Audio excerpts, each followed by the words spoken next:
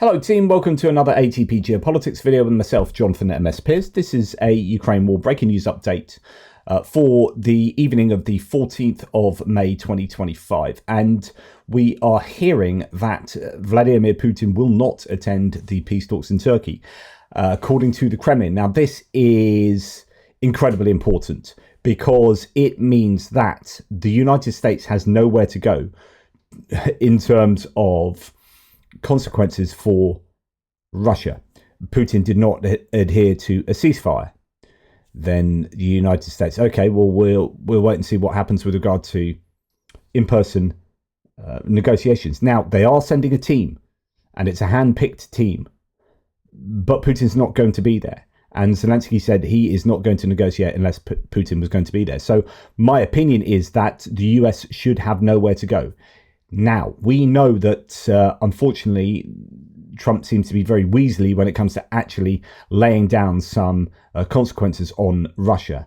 And if he gets out of laying down those sanctions on Russia, then it just shows the abject weakness of the United States. And he will never, ever come to the aid of Ukraine, because this is the opportunity now for the United States to say, right, kind of red lines have been crossed, if you like. We told you there will be sanctions and consequences. They will now come about. So, the Kyiv Independent reports that Putin won't attend these peace talks. Kremlin unveiled its delegation for the Ukraine-Russia peace talks in a decree signed by Russian President Vladimir Putin on May the 14th. Now, going back to the United States, they can just try and weasel out this by saying, well, there is a delegation. There are talks between the two nations. We've got the two nations together. I think that would be insanely weak. Russia has not shared who it would send to negotiations in Turkey up until now. And Zelenskyy said on May the 14th today, that Kyiv will determine its next steps in Ukraine-Russia peace talks when Moscow unveils its delegation. So I guess we're waiting to hear what is the response from Zelenskyy and the Ukrainians. So Lula from Brazil went to Moscow today to try and convince Putin. That obviously did not work. Anton Gerashenko reports that the delegation handpicked by Putin, approved by him, will be a guy called Medinsky. He's Putin's aide and appointed head of the delegation.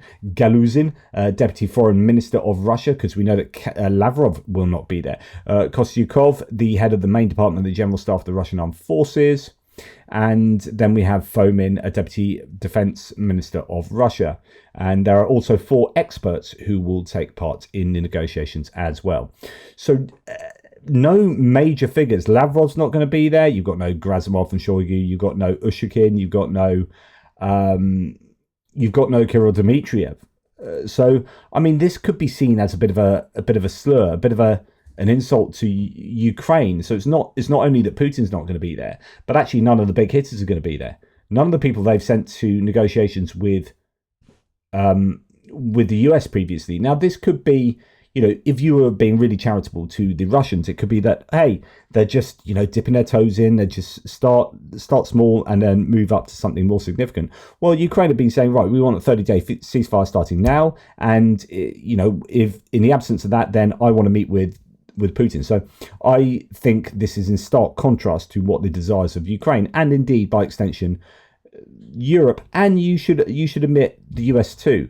And it's all going to be, sadly, we're all just waiting with bated breath with regard to what the US is going to do. What is Trump going to say to this? Now, Marco Rubio, the Secretary of State, has already arrived in Antalya in Turkey, and he is obviously going to, well, I guess he would take part if there is some kind of negotiation. There was this idea that they were going to delay a day before getting involved, maybe letting the Russians and Ukrainians slog it out for 24 hours before they stepped in, which I think is fair enough. I think that would need to happen.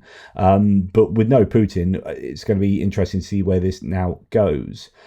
Now, Donald Trump couldn't get away from saying it's all about him early in the day. He says he's unsure whether Putin will attend the Ukraine peace talks in Turkey as the Kremlin stays silent. Trump says that Russia is likely preparing a major offensive as well. We heard that earlier today.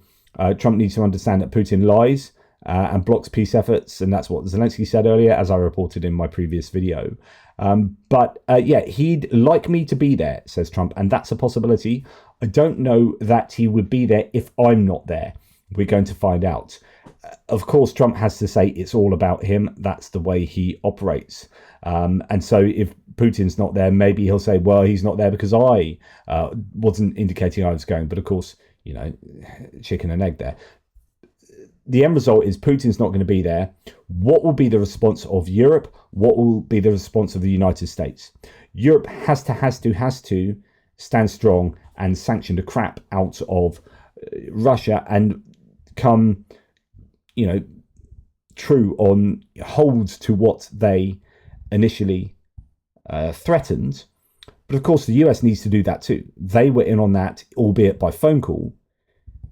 But I just don't trust that the United States will come down heavily on Russia at all. I guess it remains to be seen. But that's significant news.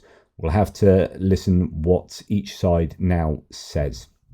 Let me know what you think of this development in the thread below. And please like, subscribe and share if you have not already done so on the subscription front. Take care. Speak soon. Toodle pips.